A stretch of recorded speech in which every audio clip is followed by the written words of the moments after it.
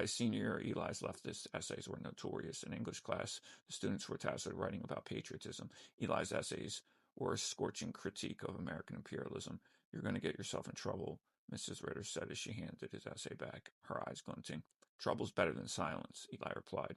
Later in the schoolyard, Cammy skimmed the essay. "You sound like one of those Satanists you're always talking about," she teased. "Which kind?" Eli asked, smirking. "The atheistic Church of Satan kind, or the actual Luciferian kind?"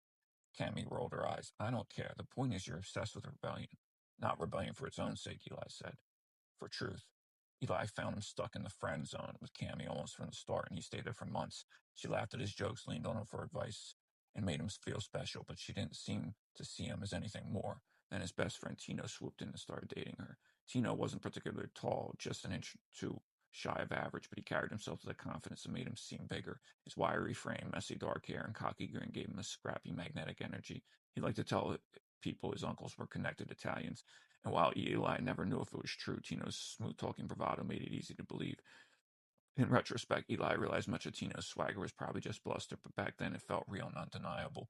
Tino had a way of teaching Eli things he didn't even know he needed to learn. Despite growing up in a tough neighborhood in Lancaster, where he'd been the only white kid among black and Latinos, and later moving to Upper Darby, Eli had somehow missed out on some of the street smarts Tino seemed to possess instinctively. One of the first lessons Tino gave him was how to pack a pack of cigarettes. They were loitering behind a pizza shop, the air thick with the smell of cheese, grease, and damp asphalt. Tino held up a fresh pack, pinching it between his thumb and middle finger. "Watch," he said, tapping the bottom of the pack against the meaty part of his palm. 10 hits, maybe 12, no more, no less. Otherwise, you're wasting your time."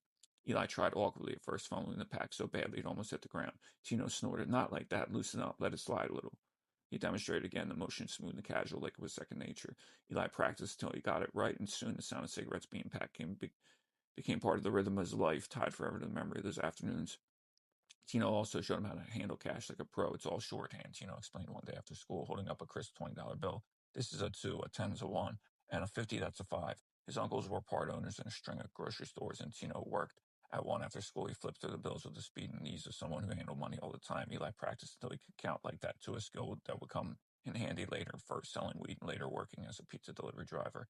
The lessons weren't just practical, they felt like secrets being passed on, rituals that turned mundane tasks into something magical. Tino's influence didn't stop with those skills. He was the first person Eli smoked pot with, sitting on a curb as the sun dipped behind the row of houses, bathing everything in gold and pink. Tino handed Eli the joint, his movements casual and confident. "Just take a hit," he said, laughing when Eli coughed hard enough to bring tears to his eyes.